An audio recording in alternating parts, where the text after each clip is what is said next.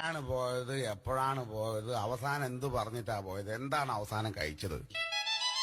പോയതിന്റെ ഭർത്താവാണ്. ഭർത്താവാണ് പോയത്. ആ മൂപ്പര് ഞങ്ങളെ കല്യാണം കഴിഞ്ഞ് 6 മാസം ഞങ്ങൾ ഒരുമിച്ച് ജീവിച്ച് 6 മാസം കഴിഞ്ഞപ്പോ മൂപ്പർക്കൊരു പൂതി.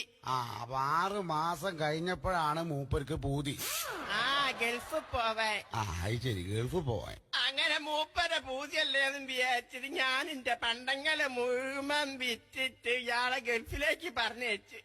ഇപ്പൊ 12 കൊല്ലായിട്ടൊരു വിവരവും ഇല്ല. ചിരിക്കരുത്. അല്ല കരഞ്ഞതാ. കരഞ്ഞതല്ലേ?